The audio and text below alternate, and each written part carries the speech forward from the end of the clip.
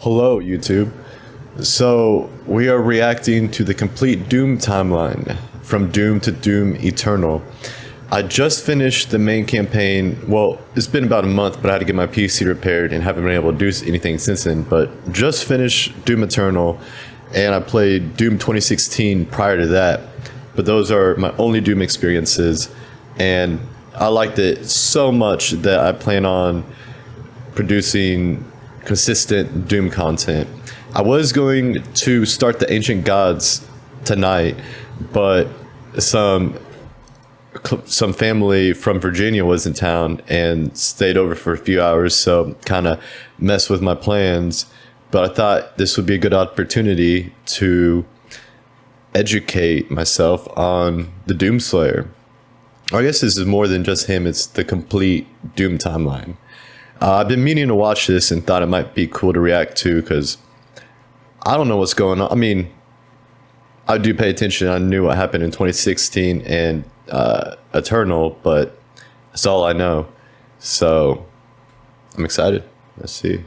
You know, whenever anyone tells me to go to hell, it just fills my heart with joy that they want me to play a fun video game Captions are on. series like Doom. Doom is more than the story of a lone marine fighting against the forces of hell. It's also got interdimensional travel with various debated alternate timelines. So, with Doom Eternal coming out next week, we did our best to lay out the whole story with the Doom timeline. We'll include all FPS releases and relevant expansions that have been released over the years, but we're leaving out the Doom RPG titles.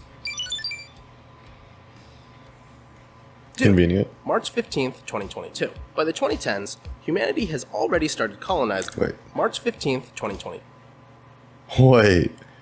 So the original Doom was supposed to take place in 2020, and it's 2020 right now.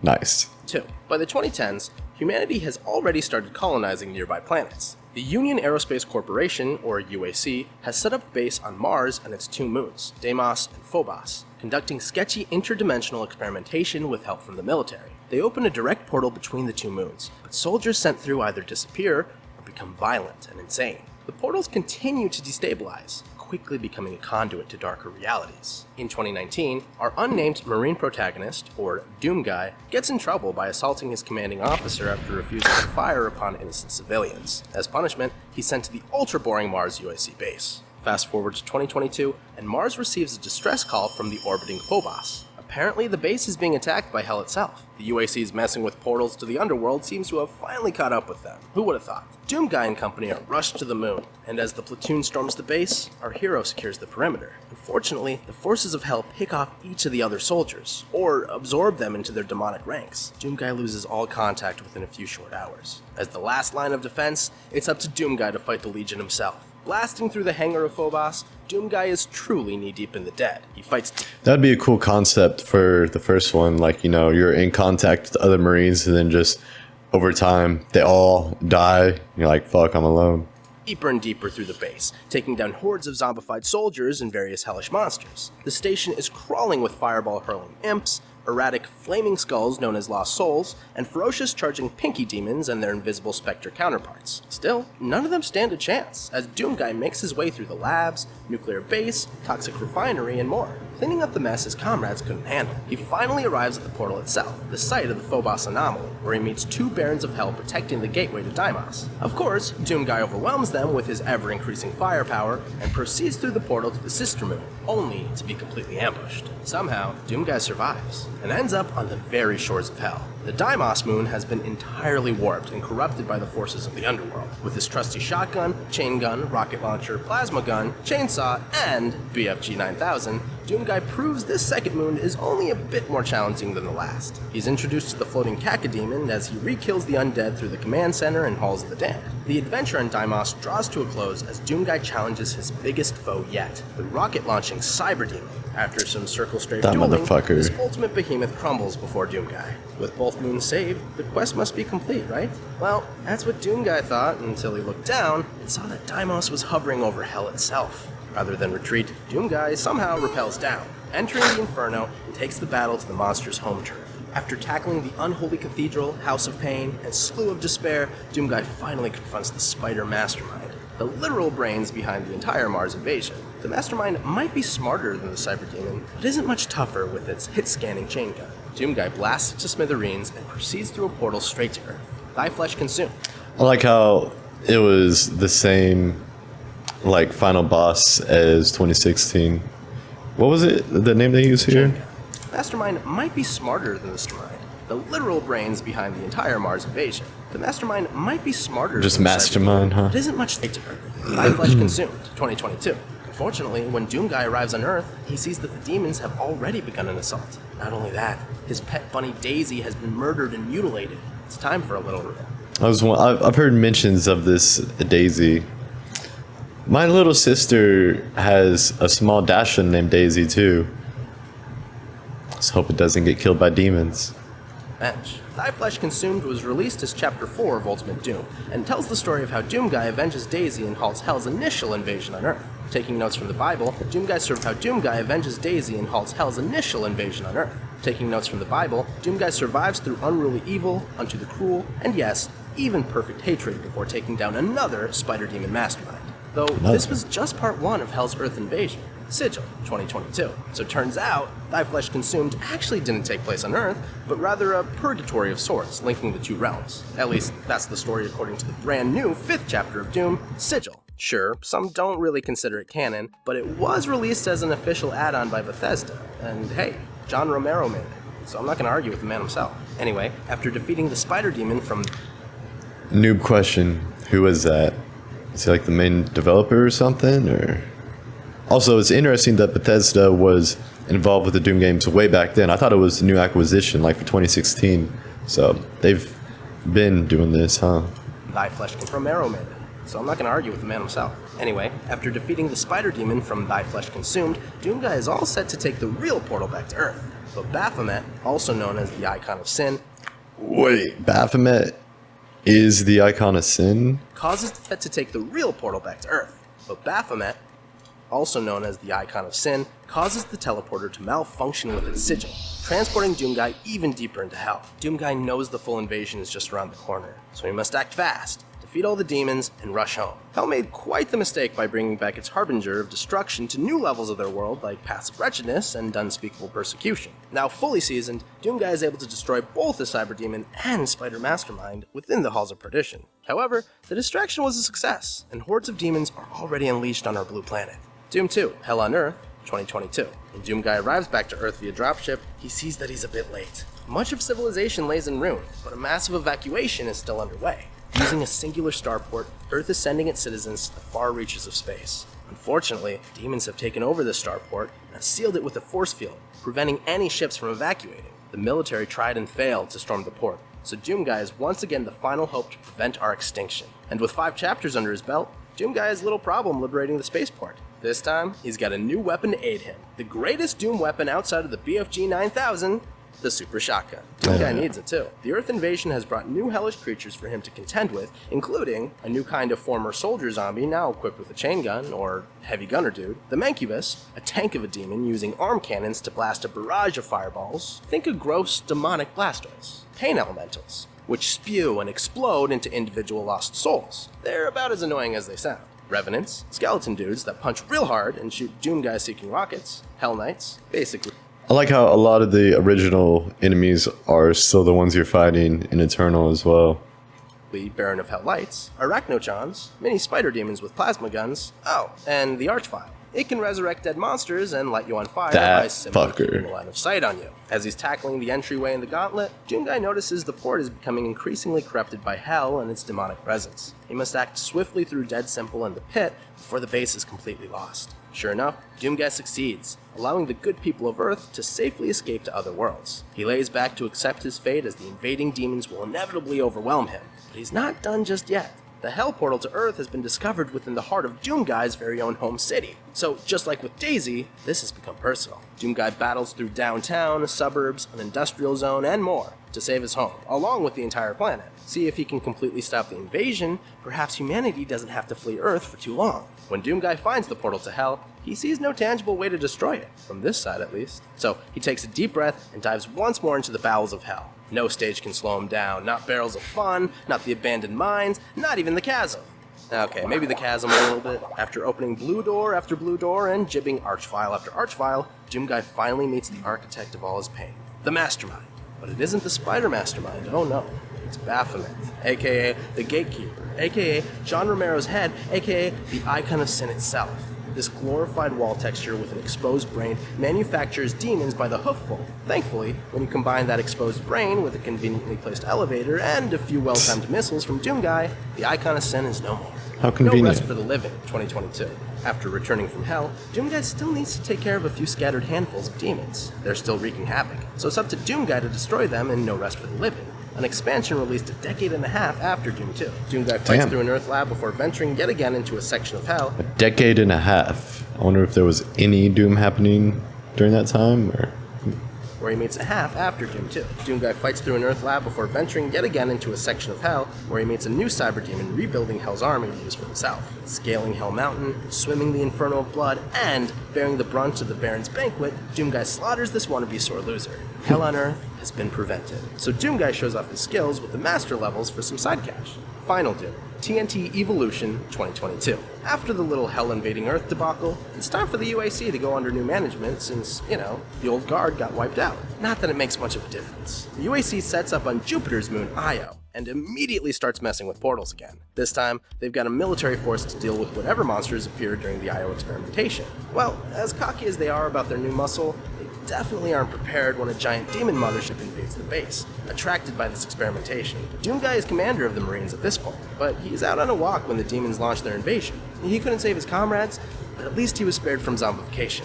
After being attacked by an imp, he rushes to the base to enact revenge. Doomguy fights through experimental labs like Wormhole, then military base locations like the prison, stronghold, and storage facility. He continues battling throughout the night, the Dead Zone, Dead Reaches. Before long, the moon is warped into a hellscape as seen in Mount Pain and River Styx, before Doomguy confronts the mastermind of this invasion. It's something far more terrifying than last time.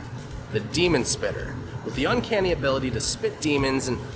okay, it's just the Icon of Sin. Final Doom, the Plutonia Experiment, 2023. The Io experiments aren't all the new UAC is up to. They also create a marine-protected base in the jungle on Earth. Here, they try closing interdimensional portals for once, from a safe distance via quantum accelerators. This is known as the Plutonia Experiment. The other half, Final Doom. Demons catch wind of the scheme and open up a portal deep within the base, but an accelerator swiftly closes it. Now wiser, monsters open 7 portals the following day. The humans are able to close 6 of the portals before getting overwhelmed and slaughtered, but 1 remains open. Hordes of Marines are called to the base. Doomguy is the first one there. He realizes that if he waits for reinforcements, he'll be too late. So he charges into the base to once again battle his godforsaken foes solo. Fighting through the jungles of Congo, an Aztec layout temple, and a horrible labyrinth filled with archviles, Doomguy successfully reclaims the quantum accelerator prototype. He goes further through a hell-corrupted, demon-infested base, eventually making his way to a demon hive where the final portal lies. It's being guarded by the most horrifying Doom boss imaginable. The Gatekeeper. Oh yes, the Gatekeeper. This monstrosity is just the Icon of Sin. Oh my god. Okay. Well, Doomguy blows it up, seals off the portal, and Earth is saved once more.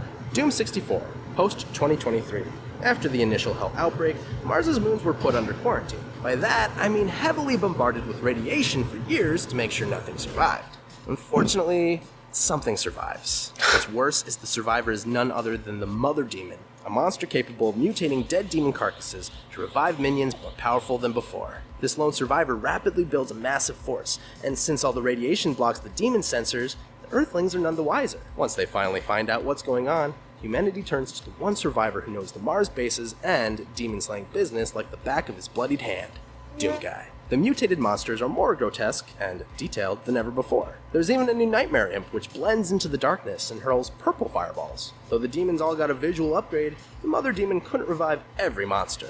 There's no Chain Gun Zombie, no Revenant, no Spider Mastermind, and no Archvile. Such a bummer. Well, at least Doomguy gets a new tool in his arsenal. Dethroning the BFG 9000, we have the Unmaker, a laser gun that you can upgrade with... Oh, I thought the Unmaker was something new to Eternal, but way back in 64, huh? Speaking of which, I still haven't unlocked it in Eternal. Demon keys. And collect them Doomguy does as he rumbles through a corrupted base in Hell itself. Again, he breezes through the Terraformer and Alpha Quadrant before diving into the underworld without skipping a beat through the Altar of Pain and Unholy Temple. With his Unmaker completely juiced up to 11, the Mother Demon is mere cannon fodder to the battle-hardened Marine. With another threat eradicated, Doomguy is at his breaking point. He simply can't handle the mental fatigue of demon invasion after demon invasion. A sane man would retire, so Doom Guy obliges by retiring straight to hell. He decides to stay in the underworld, slaughtering demons and keeping reality safe for years to come. At last, he's found his own form of peace. Doom 3 separate timeline explanation. Okay, so this is where things start to get really tricky. Like I said, there are multiple dimensions and realities within Doom, so Doom 3 and its expansions fit best in their own parallel but separate timeline. There actually is an id multiverse timeline that developers Tom Hall and John Romero themselves support. This theory states that every Doom protagonist is the same character and that they're linked to the Wolfenstein and Commander Keen franchises. Look, I'm not one to argue with Doom creators, but that's a little bit of a stretch for Doom 3. You'd have to assume the UAC decided to completely forget about their previous Mars experimentations and failures, and you'd have to assume Doom Guy lived in complete obscurity after saving humanity several times, only to be commissioned as a mere corporal on a remote planet 100 years later. So if you're able to suspend your disbelief that far, then you can slip all Doom 3 games after the Plutonia experiment and before Doom 64 when Doom Guy stayed in hell. But me, I'm gonna keep these titles quarantined in their own alternate timeline.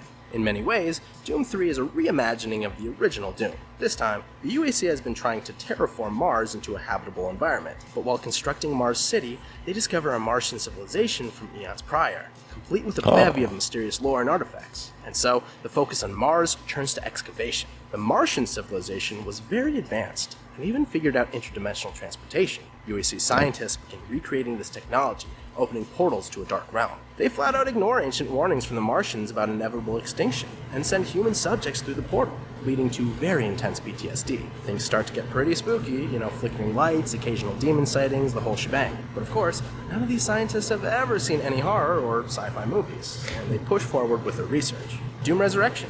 June 2145. One day, things reach a calamity point when an experiment leads to a full facility invasion. Marine divisions face varying levels of demonic opposition throughout the base, but Bravo Team gets the worst of it. The whole team gets wiped out, except for a lone soldier. With the guidance of Dr. Garrett and a helpful droid Sam, this Marine battles his way to an escaped spaceship. He even visits Hell along the way and closes a few portals, proving his badassery. Sam sacrifices itself so that the escape ship can close its doors, and this hero Marine successfully escapes. Yet somehow, research continues as normal in the following months. Doom 3, November 15th, 2145. A few months later, Dr. Betruger, the top scientist on Mars, is drunk with power and hides his discoveries from Earth. The Doctor even enters the portal himself, coming back creepier than ever. Things are clearly spiraling out of control, so the UAC sends Counselor Swan and his bodyguard Campbell to Mars for damage control. They're also accompanied by an unnamed corporal, aka Doom Guy, but according to us, not the original Doom Guy, so we'll refer to him as Doom Marine. Swan presses Betruger about the strange experimentation,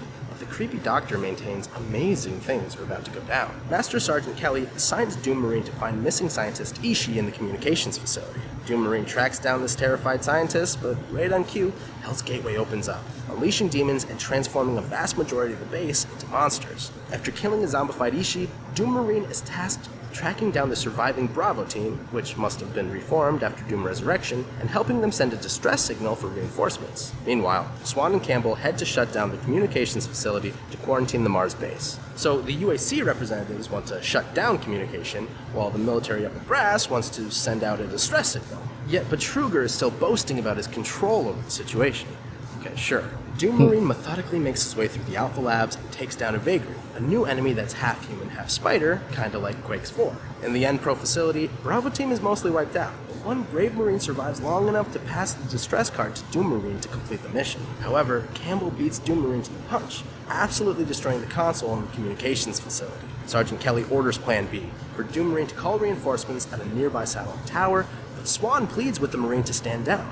Backup would only get slaughtered, and nobody knows what they're dealing with yet. Here, the player has to make a choice. Doom Marine doesn't send the transmission, well, in my playthrough at least, and heads to the Delta Labs to fight against the continually incoming forces of Hell. On the way, Doom Marine encounters Betruger, who reveals that he sent out the reinforcement distress signal himself anyway. See, he wants new ships to arrive so he can hijack them and attack Earth with the forces of Hell under his control. Doom Marine takes a monorail to Delta Labs and Skypes with That was a twist, okay. Sergeant Kelly, who seems Hell under his control. Doom Marine takes a monorail to Delta Labs and Skypes with Sergeant Kelly, who seems a bit off. They're set to meet up, but Kelly stands him up, so the Marine rebounds by meeting UAC scientist Ian McCormick. McCormick tells him about Betruger controlling and unleashing the forces of hell via a mysterious artifact he collected in the underworld known as the Soul Cube. When Doom Marine finally reaches the Hell Gateway, Betruger activates the Void and unleashes two hulking Hell Knights a la Phobos anomaly. Doom Marine blasts them to bits, then uses the portal to beeline right to Hell to find the mysterious Soul Cube. And so, Doom Marine grits his teeth through wave after wave of occultish nightmares before battling the Guardian, a crocodilian protector of the cube. After claiming the artifact and returning to Mars, Doom Marine has to endure a different kind of hell, Betruger bragging about a bigger, badder portal that still exists. Swan warns Doom Marine that Sarge is now completely corrupted as Betruger's pawn. Sarge cuts off Swan's escape, mortally wounding him, but Doom Guy takes action and kills his former commanding officer. Soon after, an archaeologist named Rogers offers more info about the Soul Cube and how humans may actually be descended from Martians. More importantly, he supplies Doom Marine with his security clearance, allowing him access to dig sites containing eye-popping leftovers of the ancient civilization. Finding deeper and deeper through these ruins, Doom Marine discovers a slice of hell itself that has somehow crept into our reality. Here, Doom Marine discovers the ultimate, literal hellhole portal being guarded by none other than a hulking cyberdemon. Thankfully, this final boss has one weakness that Doom Marine went to hell and back to retrieve: the Soul Cube. Sure enough, the cyberdemon falls and the portal is permanently sealed. A week later, a recon team discovers Doom Marine as the lone survivor, while Betruger retires to hell, becoming the demon Maledict. Boss mission, November 15th, 2145.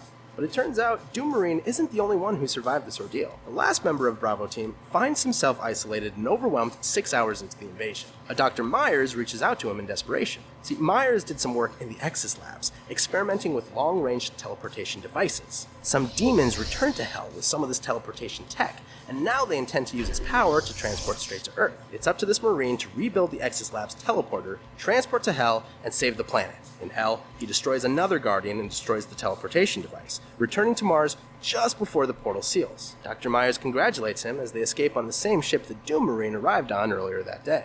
Resurrection of Evil, March 17th, 2147. Once the demonic dust settles a year after the Mars invasion, the UAC decides to continue Betruger's research after picking up an unidentifiable signal on Mars. Fortunately, they put Dr. Elizabeth McNeil, a whistleblower and enemy of Betruger, in charge of the revamped base. A new batch of Marines arrives as well, one of which is our new unnamed protagonist. In March of 2147, McNeil leads the Marines to an ancient chamber harboring a mysterious artifact. When our Marine touches the artifact, he unleashes a surge of energy that kills his team and opens up yet another portal to Hell. Betruger, now the Maledict, is pleased because now a new invasion can begin. He tasks 3 Hell Knight hunters with retrieving the artifact which Dr. McNeil and the Marine sought to protect. The Marine collects a grabber, aka gravity gun, from a dying comrade, and once he defeats the first hunter, learns that the artifact grants him superpowers like slowing time. This firepower comes in handy against new foes like mutated imps known as Vulgars, Hell Knight Mancubus hybrids known as Bruisers, and throwback Lost Souls known as Forgotten Ones. Our Marine also recovers a double-barrel super shotgun from Sergeant Kelly's old office to really give his arsenal some extra oomph. Defeating another Hell Hunter and beefing up with Berserk, the Marine eventually reunites with McNeil at the Phobos lab. Turns out, the artifact is a weapon known as the Heart of Hell, and the demons wanted to use it in an ancient Martian war. Returning the artifact to Hell is the only way to seal the portal between the two realities. Once the last invulnerability Hell Hunter is defeated, Dr. McNeil is able to transport the Marine straight into the sealed and demonically warped Delta Lab, where the portal still resides. At the iconic gateway, the Marine enters Hell and uses his super demonic relic powers to lay waste to anything that stands in his way. He reaches the Maledict, but the demon thrashes the Marine about within its mouth. Betruger's head pops out and demands the artifact, so the Marine gladly gives it to him. He shoves it down the monster's gullet, destroying the Maledict and the artifact in one go. As for the ending, it's pretty ambiguous. Dr. McNeil mutters that they're home amidst a wash of white. Either the Marine made it back in one piece, or was destroyed as well and finds himself in a better place. It's not like it really matters, because we're moving on to an alternate timeline. Oh my god. Maybe it's a distant future of the original timeline where everybody forgot what happened. Look, the jury's still out on how Doom 2016 fits into all of this, so just go with your gut. Doom 2016, 2149. Once again, the UAC has a base on Mars and is researching interdimensional portals. This time, though, they're using an infinite source of energy known as Argent, which is directly tapped from the might of Hell. They build a massive tower to harness this power. working towards solving all energy problems back on Earth. Naturally, Hell energy is a bit radioactive, and UAC director Dr. Hayden develops a nasty bout of cancer and has to transfer his brain into a cyborg body. Tapping into Argent allows scientists to explore and study Hell itself. They bring home some captive demons and souvenirs, but all this demonic influence is bringing some negative side effects. Hell is starting to enchant certain scientists, particularly Dr. Olivia Pierce. She begins a Hell-worshipping cult within the UAC and wants to open a permanent portal to Hell and allow our reality to be consumed. Fortunately, Dr. Hayden has found the Helix Stone in Hell, which leads to the discovery of the Doomslayer. The Doomslayer is a mysterious warrior feared by all of demonkind. He's been the arbiter of numerous underworld massacres over time, and his soul is currently trapped in Hell. Sound familiar? Yeah, it's not officially confirmed that this is the same Doom guy we've come to know and love. Come on, this is totally the Doom guy we saw in Doom 64. Dr. Hayden lugs the Doomslayer sarcophagus back to Mars, and it's a good thing he did. Dr. Pierce soon rips a portal wide open and welcomes a full-on demon invasion. Doomslayer awakens in the midst of the ensuing onslaught.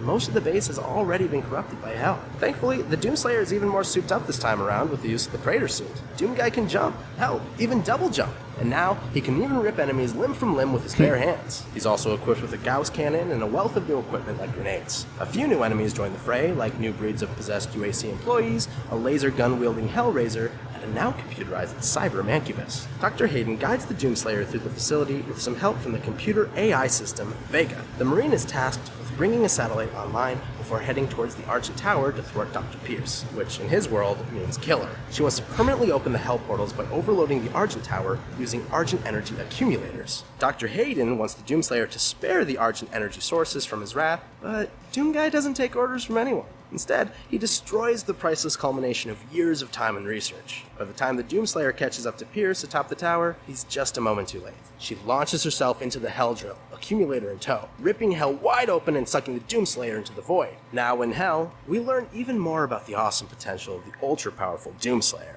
Apparently, he's able to travel through dimensions and time with power beyond any mere mortal. The Doomslayer fights his way back to Mars, where Dr. Hayden sends him on a quest to investigate Pierce's office and the Helix Stone. While venturing through the experimental labs, the Doomslayer acquires a new iteration of the mega-weapon BFG 9000. After he finds the Helix Stone, he learns that Pierce is after the Crucible, a mysterious demonic key/sword/MacGuffin. But it's in Hell, and in order to get back there, the Doomslayer needs another Argent accumulator. Thankfully, a hulking cyber demon is powered by one in his chest, and lends it to our hero. The Doomslayer is now back in Hell, and wastes absolutely no time blasting through the necropolis, toppling 3 Hellguards, and finding the Crucible. Dr. Hayden transports him back to Mars, and Vega sacrifices his Argent life force to send him straight to the source of the demonic invasion, the Hell Well. Well, the Hell Well is well done once Doomslayer and the Crucible arrive on scene. Seeking vengeance, Dr. Pierce is transformed into the Spider Demon Mastermind. But before you have time to feel nostalgic, the Doomslayer obliterates it with a well-placed BFG 9000 point-blank shot right in the kisser. Even though the Doomslayer slaughtered every obstacle in his way, this story doesn't quite have a happy ending. Dr. Hayden betrays him and steals the Crucible since it's a potent source of Argent energy, potent enough to continue the research into Hell. And so, the cycle continues with the Doomslayer locked away and out of reach of Hayden's continued research. For now. Will Doom Eternal answer some of our questions about the timeline ambiguity? Maybe. Will Doom Eternal kick a lot of ass? Absolutely yes. And will you subscribe to the leaderboard? Man, I hope so. My name is Marcus, and if you love Doom like I do, let me know if you want to see more Doom videos. From indie to AAA, we love the games you play. Thanks for watching. Very nice. Well, considering the fact we don't know if the 2016 and Eternal Slayer is the same guy, I mean, I guess I was just extra like, yeah, it was cool. Didn't really need to know it. But yeah, it was a fun little watch. I'm glad I did. I thought it extra funny that the Icon of Sin was the final boss like over and over again. And then again in Eternal. Crazy. Interesting that the makers weren't in any of the previous ones. Thank you for watching. If you would like to see my first time playing through Doom 2016 or Doom Eternal, links up here, I believe. Eat soon, Leones.